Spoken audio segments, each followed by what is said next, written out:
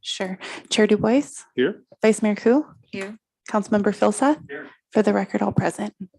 Great. The first item is oral communications. I don't see any members of the public. Correct? So we'll go on to our first item, which is an update on the Calpers annual valuation reports. Yes, thank you, Chair Du Bois, Kylie Noze, Administrative Services Director. Jesse Deschamps and Paul Harper are both here from the Office of Management and Budget, and I believe Jesse will lead us off. Yes, thanks, Kylie. Jesse Deschamps with Office of Management and Budget, and I'll be introducing this first agenda item, which is the transmittal of the June 30th, 2021 Calpers valuation reports. Sure. These reports provide an update on the status of the city's pension plans, provide minimum employer contributions for the coming year, and communicate significant changes in assumptions or policies. Next slide, please.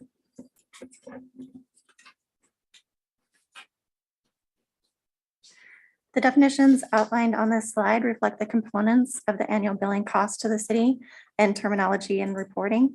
The annual billing for the actuarial determined contribution ADC is comprised of two components, the normal cost and the unfunded accrued liability, or UAL. The normal cost, often referred to as the pay-go cost, reflects the cost for current employees and is billed as a percentage of payroll. The unfunded accrued liability, or UAL, is often referred to as the catch-up cost, and this reflects payments of liabilities that are generated over time as actual experience differs from plan assumptions. This rate is billed as a flat dollar amount. The blended rate is an estimate for total cost as a percentage of payroll. It includes the normal cost and UAL, where UAL is restated from $1 to a percentage of payroll. And then lastly, additional discretionary payments, or ADPs, are voluntary payments above and beyond the ADC. Next slide.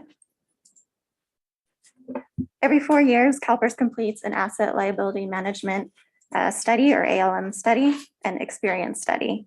These studies include a comprehensive review of economic and demographic assumptions. The ALM considers investment risk, asset allocation, and sets a discount rate for future years. The experience study reviews demographic assumptions for necessary changes to things like mortality, retirement age, and other factors. There are several significant outcomes resulting from the ALM study completed in November 2021. These include the reduced discount rate from 7 to 6.8. This is per the Calpers risk mitigation policy that was triggered due to the significant investment returns. New actuarial assumptions, including price inflation from 2.5% to 2.3%. A new asset allocation targeting a 1/3 investment in private assets, 5% leverage, and a reduced exposure in public equity. Also, adjustments to PEPRA employee contributions, as this pension group is required to contribute 50% of normal cost. Miscellaneous rates are anticipated to increase 1% from 6.25% to 7.25%, and safety rates will remain unchanged at 11.75%.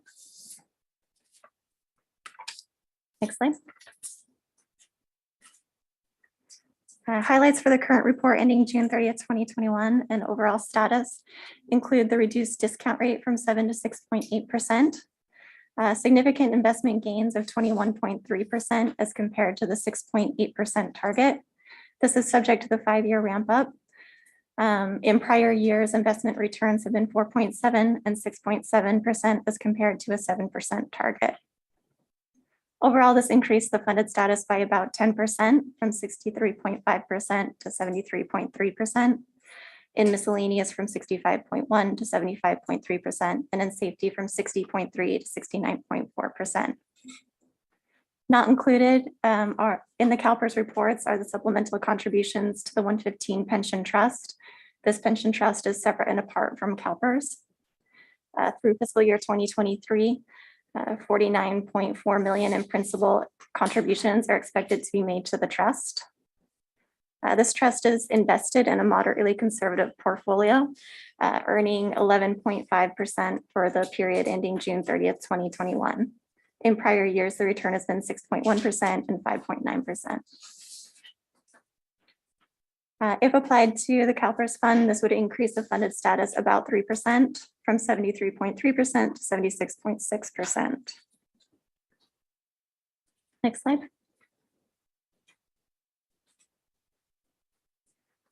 So there are several activities in the near term that will impact future reporting and costs. The first is the preliminary 6.1% investment loss for the period ending June 30th, 2022. This will impact the city beginning in fiscal year 2025 and is subject to the 5-year ramp up. Additionally, the city council approved wage increases, 4% for all labor groups beginning in March 2022, and a 3% increase for IAFF in July 2022. All labor agreements are set to expire in fiscal year 2023. Additionally, the city council approved staffing additions in fiscal year 22 and 2023. This increased full-time staffing from 956 full-time equivalent or FTEs to 1,018 FTE. So this is a 62 FTE increase or 6% change.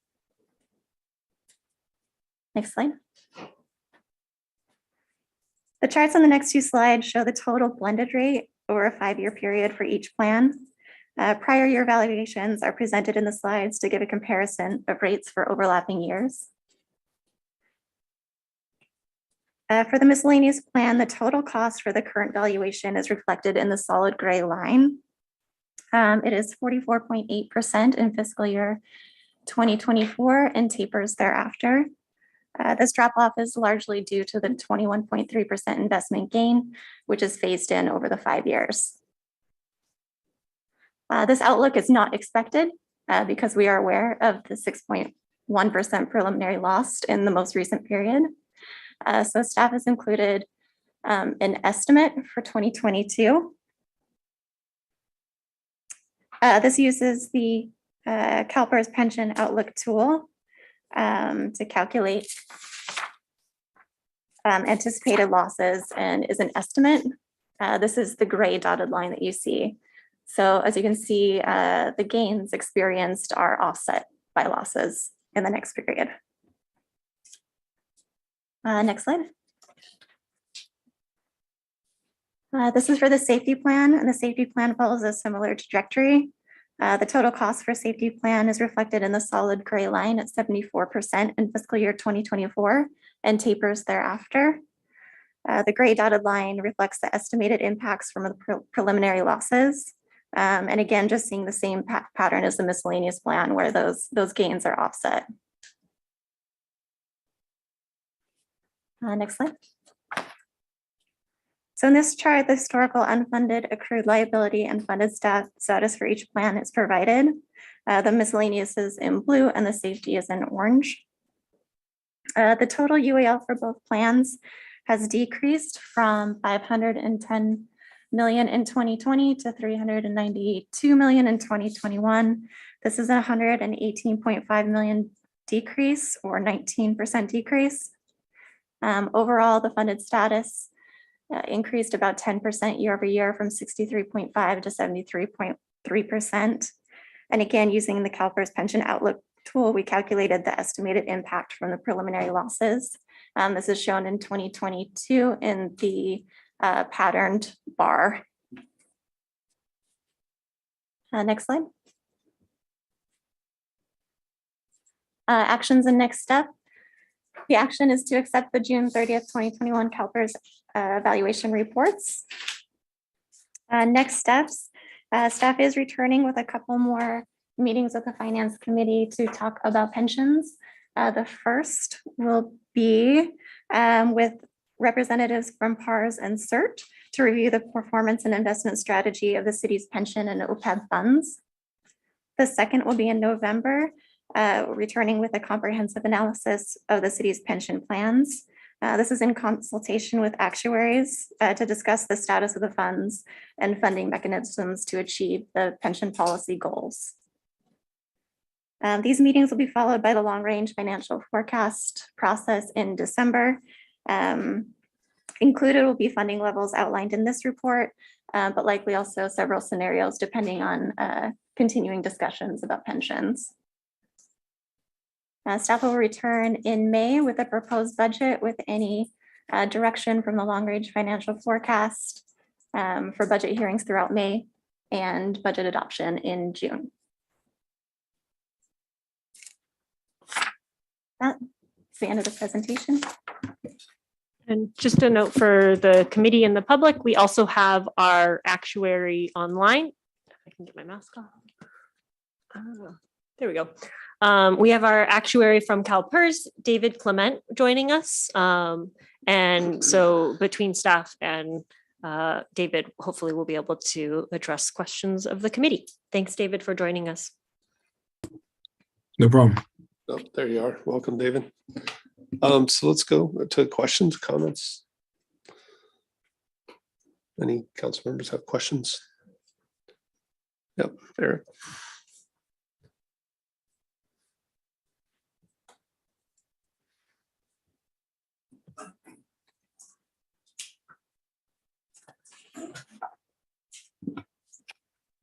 Thanks. So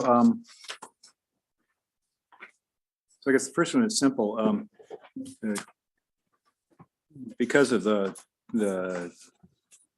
outsized return, the 21%, Calpers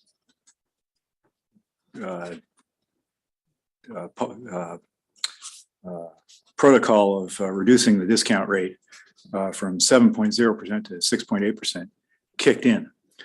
Does Calpers stay at 6.8% or do they revert back to 7.0% going forward? Currently, there's a risk mitigation policy in place, and it outlines what return above the assumed rate of return. Right. If a certain threshold is met, then we lower the discount rate 5 basis points, and there are increments of 5 basis points. Right. So we don't have any mechanism to increase the discount rate at this time. Okay, so the fact that that the sort of return reversed itself in this past year, you're still projecting 6.8%, from now through infinity. That is the current assumption, yes, long term. I noticed that for the first time, we haven't seen this before, but if you go to everybody's favorite page, the pension transmittal, page 4, the UAL contribution for both safety and miscellaneous goes down from fiscal 23 to fiscal 24. Why is that? Is that a function of sort of the 21.5% return starting to kick in, or is there something more fundamental behind that?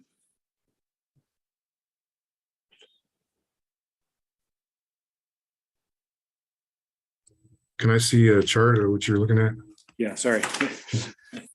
Can someone share it?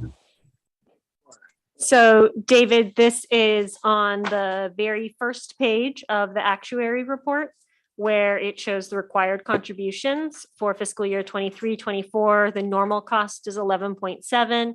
The UAL is 28.7. And then the projected results for 24-25 are 11.4 as the normal cost, and then it drops to 28.6. So that's one function. I think the You're right. council member is also looking at a few pages further in the actuary report on page 4, which has the required contributions in more detail. If you recall, it talks about the normal cost percentage, the monthly payment, the annual option. And then when you drop down to the fiscal year 22-23 and fiscal year 23-24, and you look at that unfunded liability contribution, it goes from 29.7 in fiscal year 23 to 28.6 in fiscal year 24.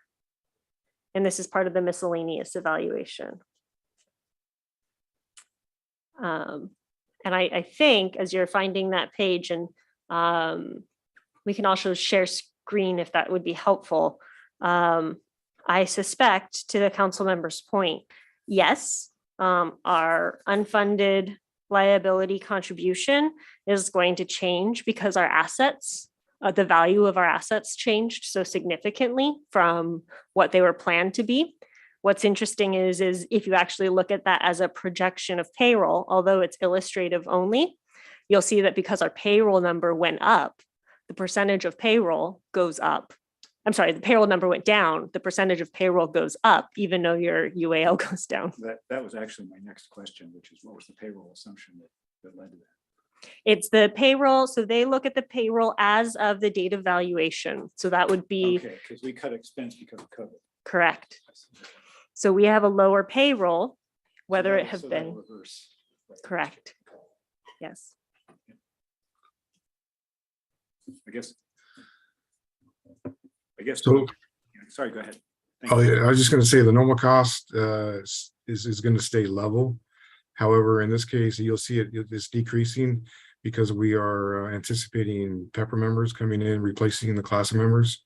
And so there is an ultimate rate, and I don't know if it should be about 15 years. I was more interested in the UAL payment, not the normal cost.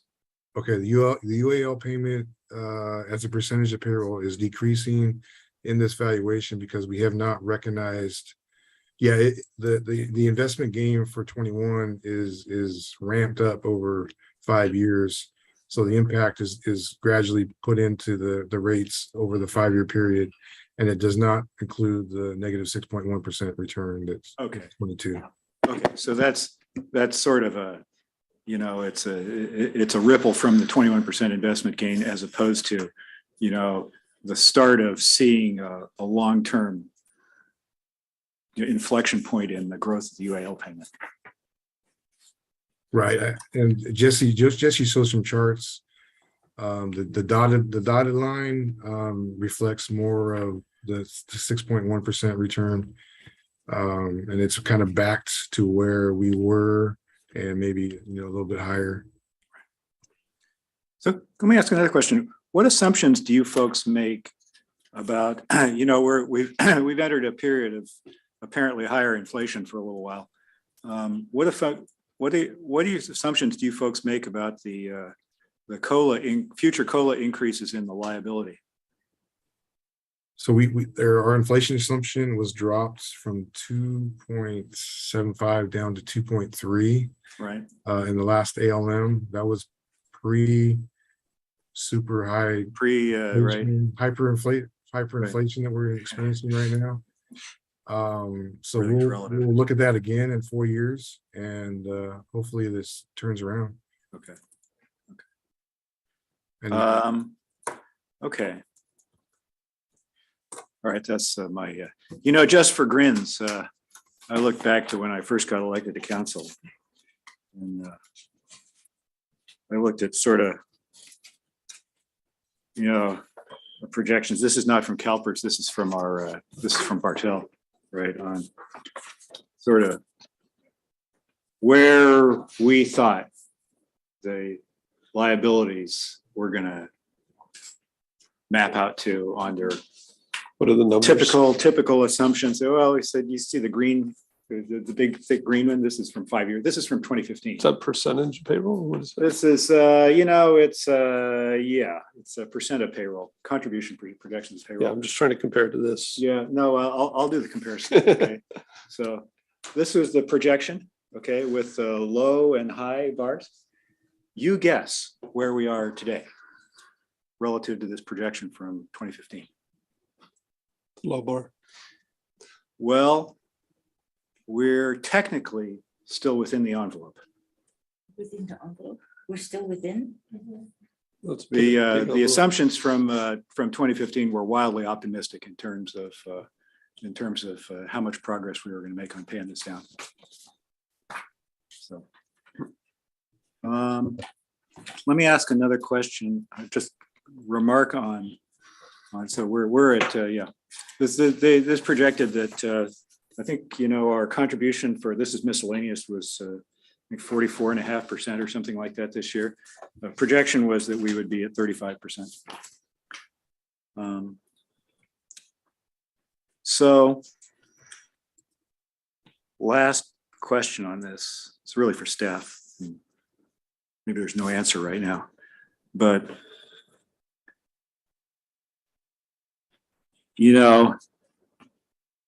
because we don't believe Calpers discount rate numbers, we use our own, right? And therefore our normal costs, or quote, true normal cost, if you believe in that, right, are different from Calpers calculation of normal cost. And there's a difference, right, which is the normal cost delta. Okay. Currently, the city picks up 100% of the normal cost delta. Right? I think. Right. Although maybe there's a question about the 1% increase, right, which is at some point or other, Pepper calls for the city and the labor groups to split the normal cost. At some point, we need to make sure that we're splitting the normal cost delta, not just Calpers' erroneous calculation of normal cost. I hear what you're saying. I hear what you're saying, Councilmember Filsa. That's between us and our Labor groups. and our loyal labor groups, right? I will say that we do have I think all of our contracts in they're varying levels, but in all of our contracts, we do have agreements with our labor groups for them to pick up some piece of the employer contribution. That is true. Okay. So we don't identify that pickup of the employer contribution as a piece of the normal or the UAL. We just attribute it to the employer contribution. That is actually true. That is true, right? Yeah. I mean, how much of that goes to paying off the sins of the past versus picking up the current normal cost? Right. And we so don't break out, right? That's right. we don't break it out. And ultimately, I think it's a choice, right, in terms of how you display the numbers. Okay. We receive the quote unquote savings as an employer, as we don't have to pay as much since the employees are picking up a piece. Right. And one might argue that savings allows us to make the additional contribution for the lower normal cost. So that is just, it's fair enough. Something we should something to consider. consider that. Okay. Okay. Thanks. So do we know what our estimated performance in the 115 trust is for this year?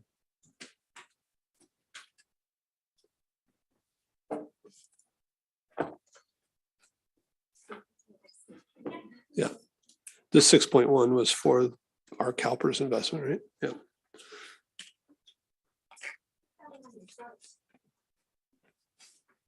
Was it? Yes, sorry, on slide number 3, for the period ending June 30th, 2021, it was 11.5. Let me see, we have 2022.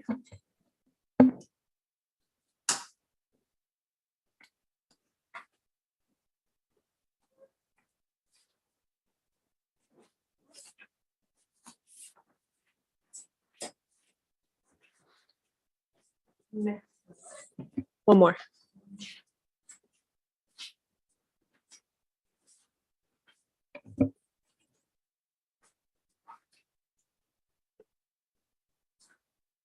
Yeah, I'm asking if we have the estimate for 2022.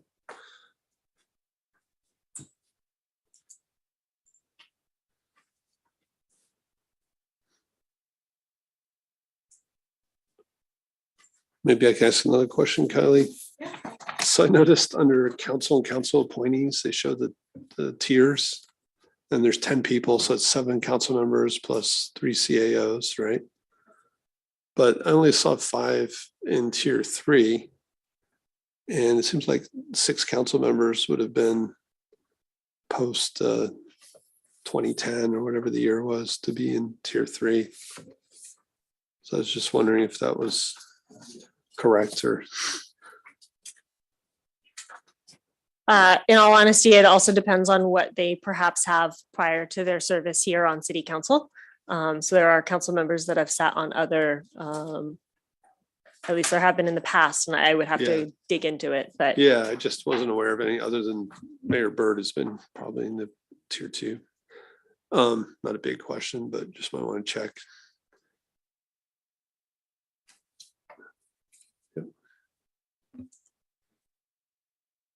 Is that the 1-year return for the period ending 7/31/2022? So a month different, but negative 8.12. Okay, I thought you were asking something different, which was, this adds up to 9 and there's only 7 of us on council no, and CAOs. and CAOs. So this year there's 10. CAOs, yes, okay. So I just want to make sure I understand these slides 6 and 7. So the dotted line, that's our best estimate in aggregate, right? So we really have just this 1 year of losses has turned things around from a downward to an upward trajectory. And obviously that's a bad thing. So do we expect, and again, when you look at so it's slide 8, you see these huge swings in the total UAL. So is that because in a down year, just all of our investments are down? I'm just trying to, it's kind of ping ponging between it's at 477 million, then it goes to 510, then it goes down to 391, and back to 527. So I guess my long-winded question is, how concerned should we be that, okay, we have this really down year today and the curve is going up, but do we expect it to turn around and start to go back down again? Just given, say, modest 3 or 4% positive return. sure. I think so, and I'll ask David to help us on this a little bit, but ultimately I do think that similar to what this committee actually saw in our OPEB reports. If you recall, we went through our biennial actuarial reports for OPEB. We do it every 2 years, right? And we saw an anomaly this coming year where we saw both really good performance in the portfolio because it was for the same benchmark year, right? As of 2021, great returns on the portfolio. We also saw much lower increases in medical costs. And so between those two variables, it swung our OPEB actuarial valuation from, needing to contribute to needing to, or being able to potentially pull money out of the trust. But when you speak with our actuaries, right, Mary Beth Redding was able to articulate that we can't for sure know whether or not this is a trend or a blip. And so I think this is a really good explanation. That was prior to the end of fiscal year 2022. We now have the benefit of time and we've been able to model what happened at the end of 2022. And so the returns are a significant change, right? You had 21% returns in 1 year and based on a 7% estimate. Remember, when you're down 6%, you're actually down like 13%. Because not only are you down 6, but you're not gaining the 6.8 that you needed. And so that's why you're seeing those massive fluctuations if you're to run it on an isolated basis. Now, Calpers as an entity is a long-term investor, and you'll hear them say that frequently. And so these kind of, what did you call them? Ripples, ultimately over a 20 or 30 year period are truly intended to be ripples. And so we just need to be cautious on reacting to a ripple as opposed to a trend. And we don't know yet, to be honest. So David, do you have? Kind of plays into what Councilmember Philseth was showing though about we expected to be much further along and we're not, right? And yep. So well, and I think one thing to note, and we'll continue to evolve this conversation, as Jesse noted in October and November, is these reports that we're looking at do not factor in the pre-funding that we've been doing or the proactive funding in the 115. These are truly just the baseline what's with Calpers. And so I would be curious, and we're working on the calculations now, but I would be curious once we add on the nearly 50 million that we've set aside in the 115, what it would do to these figures and how that would compare to 2015's information that Councilmember Philseth was referencing.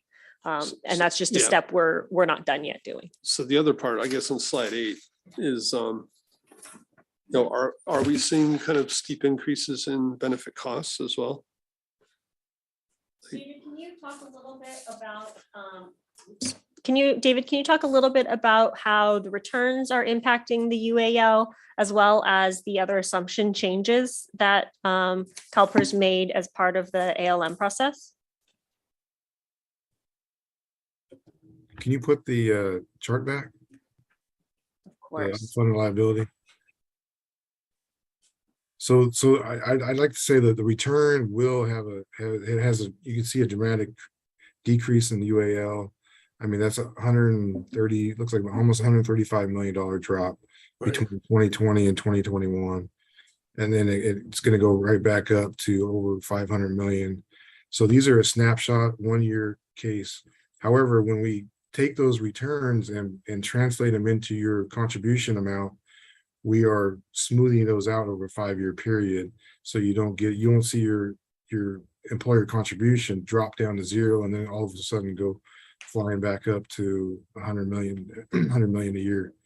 So yeah, we had a big gain, and you saw on I think it was page 6 of the valuation report where the UAL rate was going down. Next year you'll see it gradually going back up. The gradually down was this huge investment return. So the 21% return was about 14% higher than what we assumed. So, but then we took a portion of that and we said we're gonna lower the discount rate to 6.8, and that change in unfunded liability, we're gonna pay for it with a portion of that investment gain. So we had a 14% gain in 21, and then not all of it you're gonna keep all of it. So in the following year, we like Kylie said, we expected 7%, but we lost 6.1%. So it's a 13% swing. So we had a 14% gain on 1 year and then a 13% on the next year. So that's why we're back up to where we were. But part of the UAL is also the value of the benefits, right? So is that going up a lot? Like, do they forecast the increase in benefit costs, I guess? The benefits, I mean, the benefits are part of the accrued liability. I mean, how I roll forward the accrued liability is I take the accrued liability in the prior year, give it interest for a full year, and then tack on the normal costs, which is all the employees are accruing service, and that's what the normal cost is. And then I subtract the benefit payments because that's kind of a release of a liability, and then I come up with my expected accrued liability, and it's usually within about 2% of where we are. But it increases over time. The accrued liability increases. Yeah. And this unfunded liability is the difference between the accrued liability and the assets. And yeah, so I guess the final part is, like, should we be talking about an additional payment to CalPERS? So we saw the decrease in our ADC because of the big investment returns, but should we just pay what we paid the year before, or should we make a payment from the 115 trust? And is it better to do that in a down year, or does it not matter in terms of when we do that? so when we calculate I think on a daily, we take the return for the year. And so that contribution that you put in, if you put it in the middle of the year, you're going to get a half a year's interest on that. So if you do, well, we call those ADPs, additional discretionary payments. And I don't think Palo Alto has done that in the last 10 years. All that extra money has gone into your 115 trust. Yep. Right. So yeah, thanks for your answer. I'm also looking at our staff. I mean, we've talked about when is the right time to make a payment. Oh, sorry Right. about that. Yeah, but I guess part of the question is, if we're going to expect losses, does it make any difference? Is it better to make an extra payment in a down year? Does it help smooth things more and kind of even see, would it bend the curve potentially even down? I mean, and David can talk about this a little bit more as well. I've always been taught the anecdote, it's not timing the market, it's time in the market. And as a long-term investor, ultimately, not thinking we're going to pull out of this plan in the next Well, I know, multiple what decades. I'm not asking, what I'm really asking is, so they take these returns and spread them over 5 years. We don't impact that if we put in like money from an ADP. We don't like mitigate our loss or anything in Calpers Oh, eyes. you do. Okay. So if you were to make a direct payment or an ADP, I'm sorry, to Calpers, then what that would do is increase your assets. And so they would take the value of our assets sitting with Calpers. And when David in the next actuarial report looks at our bucket of assets, let's just say it stayed flat. Let's say nothing changed. We met all of our actuary assumptions. So textbook, we matched the report as expected. Since we made that additional ADP, our assets would be higher than expected. And so our percentage of payroll would essentially go down. If I were to, in a scientific environment, controlled environment. In terms of timing the market, it doesn't really matter if the market went up and we also put money in, our assets would go up even more. Exactly. And so the question that you have actually, Councilmember Du Bois, is a good policy question that we're going to need to tackle as we come over the next few months, especially as we develop the budget for 2024, is do we use these rates that CalPERS has and show that reduction in cost? Or do we choose to, keep it steady and make the difference in cost, the savings essentially, and either make an ADP, a direct payment to CalPERS, or an additional contribution to our 115.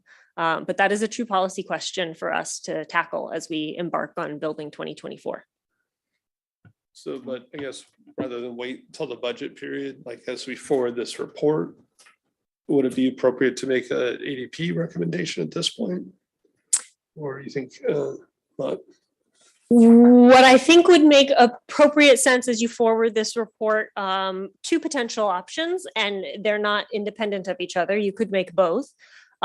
Could be that one, the council already has a policy as part of our pension funding policy that any excess BSR at the end of the year gets split 50-50 between our 115 and our capital and improvement fund. We've been tentative to exercise our policy without council authority, just given where we're at. Perhaps one motion that this body could make to the council is in recognition of this, that you recommend that staff execute that policy action, right? Any excess BSR that we do have, we do execute on that policy call in acknowledgement that we're going to have losses in the coming year. The other call that the council could make, or the committee could recommend to council, could be that in light of this and the known change, that you recommend council adopt or direct staff to plan for FY 2024 with that extra payment. So the timing difference that I'm trying to get at, I guess, is you're saying, do I do the payment today?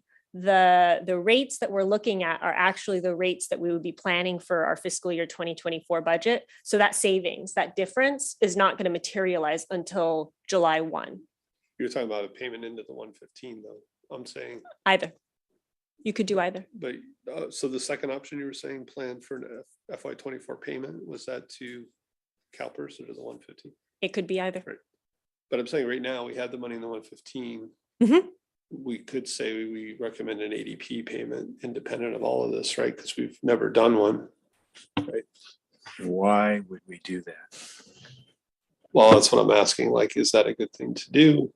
I mean, we've had a little bit of discussion about the 115 reaching a certain size, and when does it make sense to actually make a payment? Right. Right. I think that is a great piece for us. So we're going to embark, as Jesse outlined, we're expecting to have 2 more conversations with this committee on our kind of pensions, both OPEB as well as pensions, in the coming few months. So the next meeting, we expect to have both our PARS provider, which has and manages our 115 trust, as well as our SERP provider, to help answer questions on some of these strategies that you're identifying. There are multiple options. You could make that ADP from our 115 now. The benefit of that is our Calpers is more aggressively invested than our 115. So if you're expecting the market to go up, you'll see greater returns in the Calpers portfolio than you'll see in the 115, just based on the investment mix. You also see greater risk, obviously, better returns, higher risk. The other option is potentially, and we can, discuss this further at the next meeting, is to start splitting our 115. Have some of it in a conservative portfolio and have some of it in a more aggressive portfolio. So if that's the committee's worry, is that we're going to miss out on kind of any recovery period and significant returns, and we want to be more aggressive, that's another option for us to talk about as part of our It's funding. only CalPERS is much wilder swing, right? 21 up to 6 down. 6 down. And then our 115, yeah, it was what? I forget how much up it was, but and then down 8. So again, not saying we time the market, but if we have the money, it might be a good time to invest when the market's down. Okay, let me take a shot at some of this. Right. This is it's not that complicated, but it is complicated because you got so many intersecting things that impact all each other, right? So I think Kylie is right about the issue of timing the market, right? Which is, we shouldn't worry about that. And this is a slightly different reason for that. I'm going to say this, it's an exaggeration for emphasis, right? But we shouldn't try to manage the unfunded accrued liability, okay? The unfunded accrued liability doesn't matter. Doesn't matter what it is, okay? Why is that? Okay, because the way that we calculate, and the Calpers calculates unfunded accrued liability, is they take the net present value of our future liability and compare that to the assets that we've got and say the difference is the unfunded accrued liability, okay? But that is a meaningless number, because what really matters is the future value of the liability, not the present value. And the present value calculation is distorted by the discount rate. Okay, so the present value of the unfunded of the future liability depends on what discount rate we pick. Okay, but it doesn't really matter what it is, because we're not going to have to pay it now, right? We're going to have to pay it in the future. So what really counts is the future liability. Okay, and the problem is, that's hard to quantify because it's spread out over many years. And so we say that the net present value is a useful yardstick. And it kind of is, but if you pick the wrong discount rate, then Right. you have the wrong answer, right? But the So we question- shouldn't try to manage to the unfunded accrued liability as calculated, okay? I think what we need to do is really keep our eye on the ball here. What we really, really, really need to manage to is the normal cost, okay? Because as long as we cover the true normal cost, then the future unfunded liability won't go up, okay? We're still going to have to pay that liability, okay? But it won't go up as long as we cover the normal cost. So that's step 0.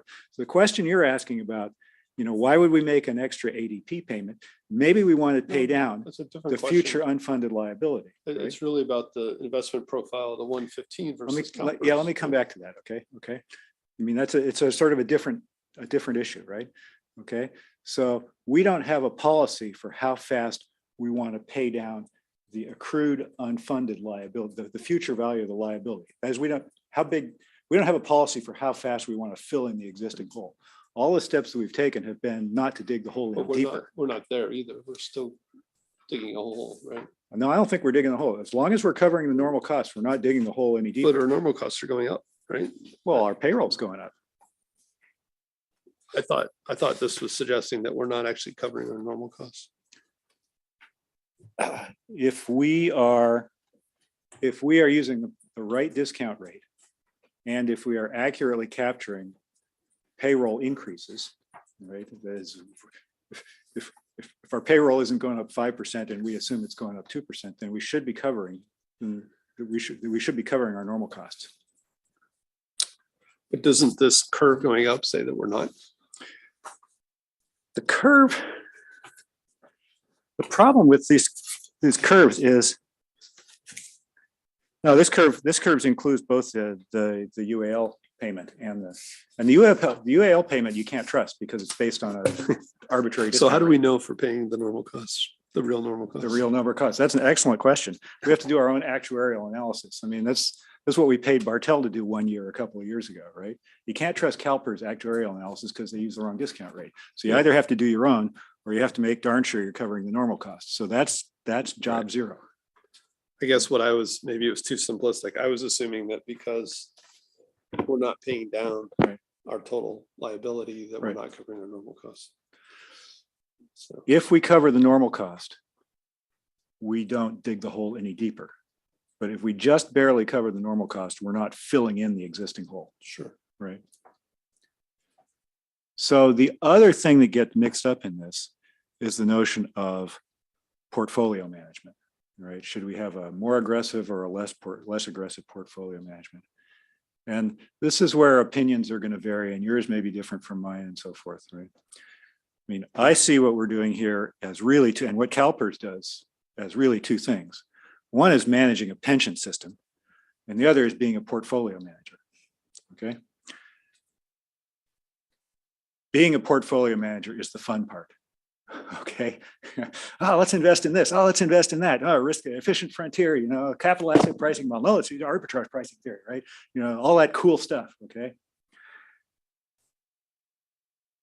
I value that stuff less, right? I think what we got to worry about is managing a pension system, Sure. okay? Expected returns over time, right? But and we've so never forth. said, how right? big do we want? So I think the we want to 115 not, to grow? I think we want to not slip into the hole of getting obsessed with portfolio management, right? But put all that aside, again, you have different investment risks in the two funds. How big do we want the 115 to get before we give any money to Calpers? Right? I think as long as we keep our eye on the ball that we're going to make those policy decisions based on what's appropriate for us running a pension system, as opposed to get wrapped up in how much, Calpers' portfolio is different from our portfolio, because we can have any portfolio we want, right? I mean, we can take ours and put it in the same portfolio that Calpers does.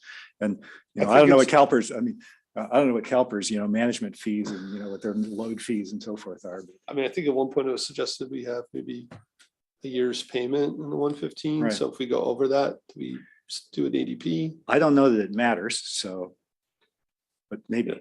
But I think, first and foremost, we got to keep our eye on the normal cost. And if Calpers is still listening, Calpers, you guys would do an immense service to the entire state of California if you kept two sets of books. One based on where you are now, 6.8%, and one based on the ALM, right? Projections, right? Or Wilshire Associates, or the more, I'm tempted to say realistic, but I'll say conservative because, a different set, okay? And if you gave everybody two sets of numbers, here's your normal cost under, scenario A, and here's your normal cost under scenario B, and scenario B was 5.9% or 5.3% or whatever it is we're looking at, you would do an immense service to California. Right? Well, and Councilmember Phil said that actually Calpers has an online pension modeling tool. Yes. And so staff is able to change the assumptions to the surveyed 10-year, 20-year ALM assumptions. And that's how we're actually able. Can we redo all this with that? That's exactly, frankly, what staff's working on. Super. It just takes more time. Perfect. In that case, Calpers has already done an immense service to California by making They that have. available. And that tool is actually how we've been able to model these kind of numbers in aggregate. Right. And now it's a matter of disaggregating things. The tool doesn't allow us to go into as much detail as these actuary reports do, though it does allow us to change the discount assumption, and then it will based on our population of data, it will allow us to see what the revised projections would look like. And so we do look at that to help us build our budget and that additional contribution to the 115 based on the lower assumptions. Okay, then if we can do that, then the discussion of how much should be in our ADP or how much should be in our section 115 versus how much should be in Calpers, we can make those kinds of decisions as an operational thing as opposed to a portfolio management pay down the liability, and that makes sense to do. So That's that correct. that would be a step forward. That would Right. be good. Thank you. Yeah. Thank you, Jesse. and David. I don't know if you wanted to jump in, but getting all wonky over here. Yeah, so I just wanted to ask, so in 500 million if here, we- 500 million there. the excess amount going into CalPERS, or we would not have control over that funding, right? That money. It's in the 115 that we have control over how we invest it and so forth. Yes and no. It depends on definition of control. If you are talking about the actual portfolio or menu of investments, yes, we have more control over the 115.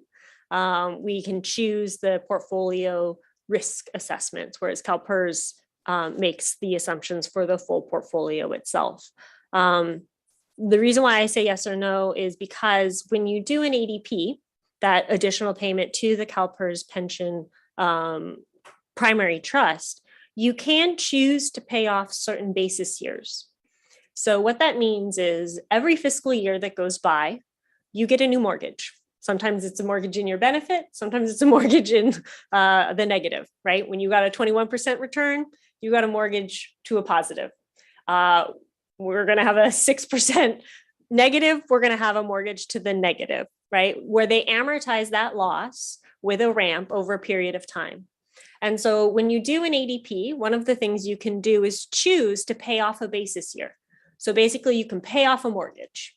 And so you would want to be strategic, obviously, in the one that you choose, but you can allocate your ADP towards a specific basis year.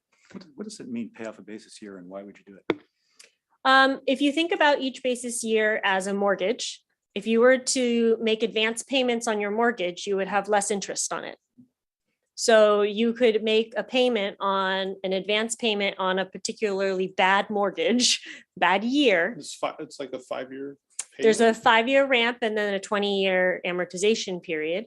So it's but- that whole thing. I mean, you could allocate your ADP towards a specific year. And so you could essentially pick the mortgage that's the most negatively positioned or one that is negatively positioned and try to proactively pay it off so that you don't have as many interest payments over the 20-year period of time. I'm massively simplifying this. So David, Yeah. by all means, please correct me if I've oversimplified it to misleading. So my original question about, it's not choosing the market, it's paying your worst interest rates first, right? So if we know 2022 is going to be bad, do we make an extra payment And allocate it towards that pay more of the basis. principal sooner, right? Right. Basically. Let me see That would David be and make out of sure the I didn't 115? Yeah. miss Is that what you, anything. okay. David? I would just say, yeah, you have some choices on which base you can apply it to. I always recommend the longest base because those are the bases that pay the most, you're going to pay the most interest on. But if you need some short-term goals, you need to reduce your contribution in the short term, you hit the shorter bases. So it all depends on what your needs are. Right. And as far as timing the market, and I watch the markets a little bit, and so if it's really low, it might be a good time to time it. But once you give it to CalPERS, once you make an ADP, you can't take that money out and say, oh, I want to go less conservative. So if you're in the 115 trust and you say, oh, here's an opportunity to, when the markets are really low, let's put it in the markets and let it ride. And then you go, well, you know what? Now we want to cut back and go back to conservative. So just bear in mind, you send the ADP to us, you can't get it back out. So it's a one-way street on that one. Yes. So I guess what is the goal then? So I think all of you have actually brought up wonderful points, and we are at, and appropriately so, I think a point where we need to take the next steps with our pension funding policy, right? The council adopted this policy after lots of work by many of, frankly, all of the members on this committee when you all first joined council. And we are at a point where we are reaching some of those initial goals that we set. We aren't at the full end goal, right? Our goal was to get to 90% funded, I think within 18 years or something like that. 15 years. So we're not there yet, obviously, since we're not 15 years in, but we are reaching some of our initial goals, which were things like get to 1 year of our pension liability, one year of pension payment, How much is in the 115? almost 50 million by the end of this fiscal year. So by June 30th of 2023, almost 50 million. And so that is essentially going to be about 1 year. And so then what we had talked about when we developed the policy was once we get to 1 year in the 115, to then start looking at what we're actually talking about now, which is strategically paying off basis years.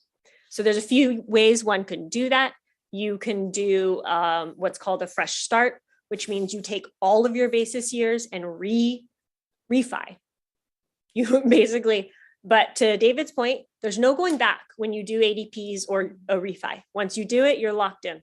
So some agencies have chosen to model a refi and contribute based on what that total refi is, but then pay off basis years. So you can do an ADP 1 year, there's no commitment the next year. Correct. Yeah. That's correct. So we are at that precipice, and what we would like to work with the committee between now and frankly December, when this committee will disband, is updates to the pension policy on what is that next step.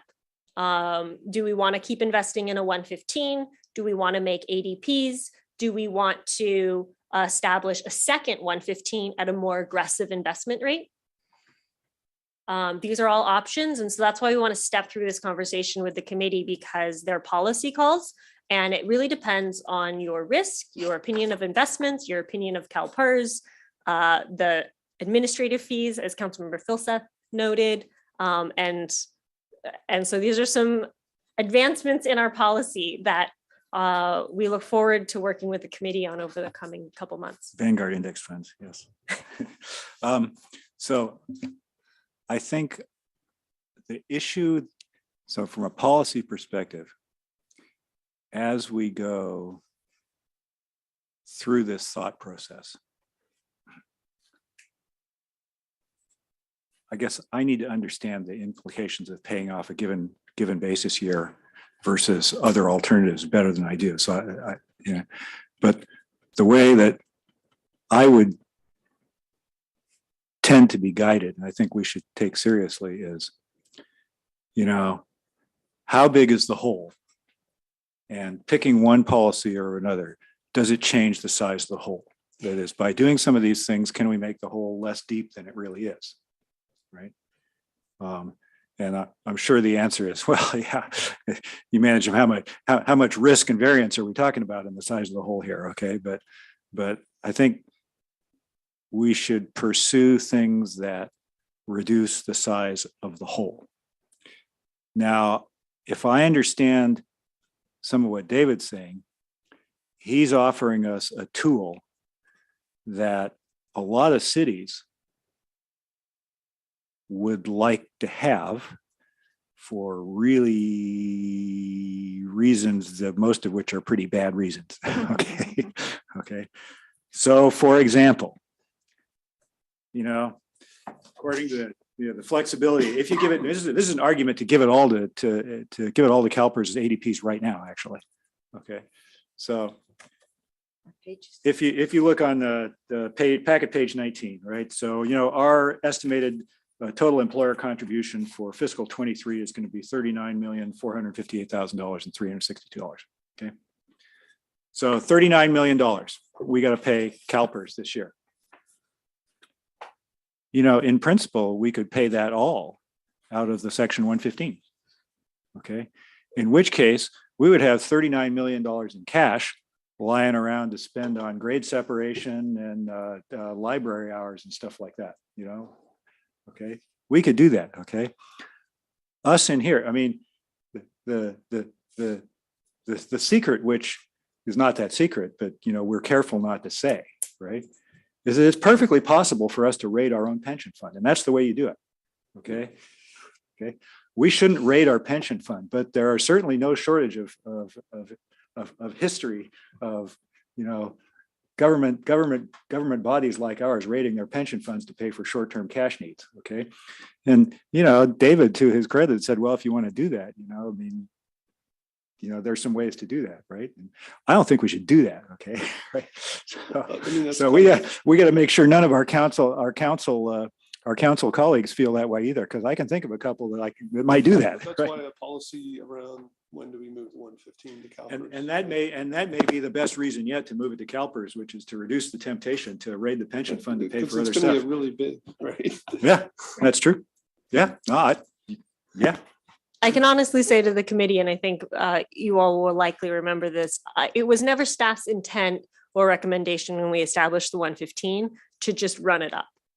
The intent was to diversify our opportunities and provide strategic ways for the city to prepare and brace itself for the volatility that we're frankly seeing, and enable us multiple tools to tackle this large hole, as Councilmember Philseth has referred to it, because there is no silver bullet. And so I think ultimately staff had envisioned with the committee back when this policy was established is multiple strategies, ADPs, a 115, planning for a fresh start, perhaps, maybe not pulling the actual paperwork to do the refi or fresh start, but planning for it and contributing accordingly. And having that discipline to do it. And so when you look at that variety of tools and using those variety of tools, it's almost like diversifying your investment portfolio, right? And so the pension policy is established to, funding policy is established to provide guidance to staff on an evergreen basis on how to use these tools. What are the intended uses of them? And so the 115, one of the theories behind that was a rate, basically almost like a rate stabilization reserve. So similar to the utilities have a rate stabilization reserve. If something swings drastically, instead of spiking rates to the ratepayers, they can draw on that reserve to smooth out an impact. That's one way we could choose to use the 115 is if, you know, Calpers has 2 or 3 years of bad returns and all of a sudden our rates spike.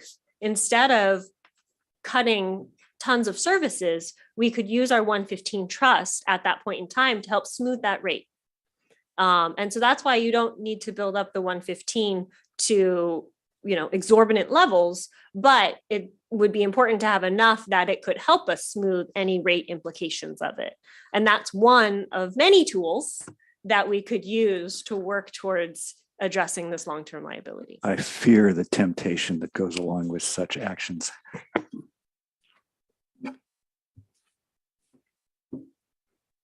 Okay. I Lots here. want to make sure I just didn't misunderstand something too. So the percent of what is it? By the way, we all tromped over Lydia too. I don't think she was finished, right? Did you have more? No. No, thank you. Okay. It's very interesting hearing you two talk and then Kylie and David explaining it. So we haven't yet reached the peak of the percentage of payroll, right? But then is the overall rate seemed much lower than the general and the safety?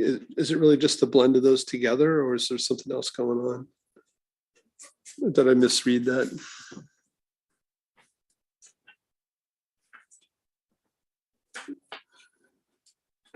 Well, in 2015, we said the peak was going to be in 2021. Yeah. I'm not sure I'm following. I didn't really word the question well. I think somewhere we said what our overall percentage is, and percent funded or percentage of? Percent funded, yeah. I guess maybe I'm just comparing the wrong percentages, probably. So we're what, 30%? No, we are definitely more than 30% funded. We are probably around, if you include our 115 trust, our funded status is in the 70s. So, Okay. Yeah, so page. yeah, page eight. slide 4.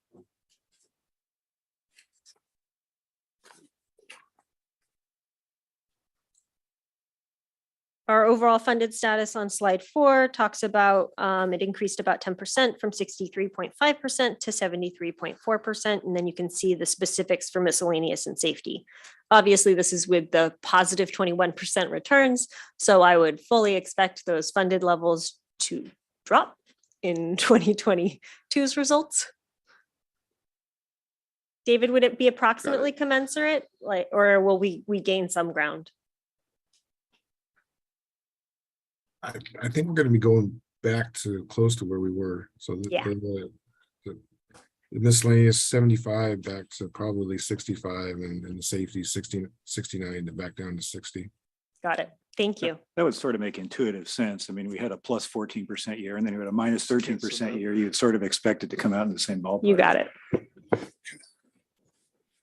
I will say to Councilmember Philsett's point, though, that does mean we are not digging the hole greater. Well, yeah. So now we're back into to contrarian philosophy here, which is I don't care what our funded status is, right? I mean, it's a silly number anyway because it's based on it's based on a liability calculated by a suspect discount rate, right? Most important thing is cover the normal costs so it doesn't get any bigger. Right. And then if you can't set aside to put some money down. Now, you would like to know what it is for real, and maybe your efforts that you're doing now will tell us that, in which case. So if we make a motion to send this to council or accept the report, will there be an opportunity for the finance committee to make a recommendation on either the excess PSR or a potential, payment strategy? Or do we need to do that tonight, or can we just? You don't have to do that tonight. You'll have multiple opportunities. Though I do think it will be helpful for staff's planning if we have a sense of where you're headed. You don't have to include it in a motion, but Yeah. if that's something I'm that just wondering if we should tell council that we plan to do it, or we can do it at a. you can do it at a later time. I would say there would be probably 2 prime opportunities to make that actionable. The first would be when we look at the pension funding policy and the red lines to that policy. That's one opportunity. And I would say the second opportunity is actually when you review the ACFR, when we bring that forward. Although I will say ACFR, the annual comprehensive financial report, where we'll actually be able to report out what that excess is. I do expect us to end in the black. Correct. Apologies. Yes. That has changed.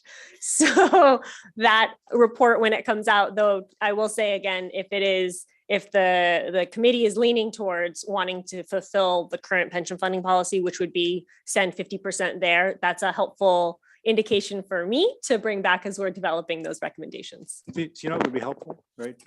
For me, just off the top of my head is, if we got $10 million and it can either be sitting in the 115 or it can be sitting in our Calpers account. Mm-hmm. What's the pros and cons of each one? And if you could Right. pick. What's the five pros and cons for each one? Awesome. Right, picking a bad year, or whatever, or the most interest. Great. That's helpful feedback for us as we work on this policy update for you.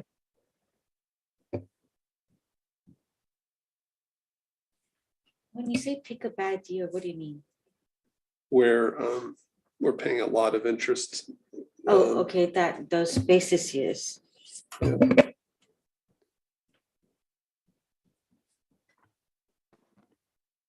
So far,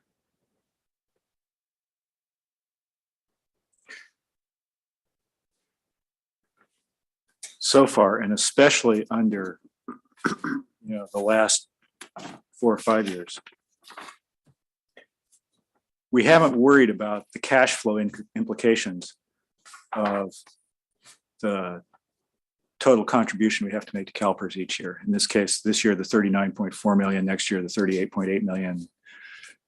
Previously, whatever it was. I just have UAL on an all cost on this. We haven't worried about that because we just pay it, right? I mean, we haven't said, we need to smooth it out because of this. But part of the reason is since we've been contributing to the 115, we've been putting aside more than the Calpers payment anyway. So we haven't sort of sweated to worry about, is it 35 million or 36 million, because the total was bigger than that anyway, right? So historically, we haven't worried too much about that. I mean, it is what it is. We're going to have to pay it one way or another. If we don't pay it this year, we're going to have to pay it next year, right? Because it all goes into the same hole at the end of the day, right? So then it's the cash flow, and we haven't found ourselves in sort of a liquidity problem that some cities do. Fortunately, we haven't, right? Because in part because our finance team has managed this really carefully. So. Yeah, of course. So Kylie, if you were to refi them, like how you said, would that make the hole bigger?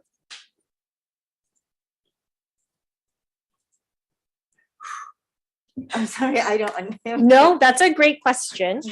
It is the right question. And I will go back to my kind of science experiment environment. If we were in a laboratory and we could control those variables, that wouldn't make the hole bigger. You actually would be, it would be like a fixed rate mortgage, and you'd be paying it off in advance. And so you'd have true savings. And you know your amount, right? Aren't you even paying more interest?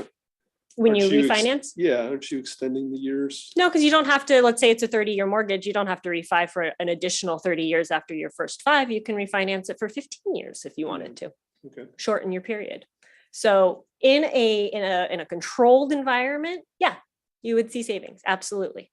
The reason why I'm hesitating is we don't operate in a controlled environment. There are a number of variables, but in general, yes, you would see savings. You would make your hole smaller because it then gets back to the time in the market, not timing the market. And so you have more money in the market earlier. And so you have more opportunity to gain returns on it over a, 10, 20, 30, 40-year period of time. David, do you have some additional thoughts on that? I was just going to say we're not allowed to do a fresh start over. We can't extend the period, the average period. We have to make sure that the interest that you're going to pay after you refinance is less than the interest that you would That's pay correct. on the current bases that were added up. And I think that what your example of the controlled environment, if we can control the UAL and then not have these additional mortgages every year, I think that's what you're alluding to. So yeah, the hole could get bigger, but just the act of refinancing will not make the hole bigger. Correct. You're committed. Once you do it, you can't back out. But like Kylie said, we could just do it on our own, kind of model it and just make payments every year without the commitment. Right. And in that instance, if you, to the committee's point, as you're discussing your options, you may choose to make those additional payments to Calpers directly. So there's less ability for folks afterwards to choose to allocate those monies in a different way. Thank you. Okay, so I'll just make the motion that we accept the report. Second. All right, all those in favor?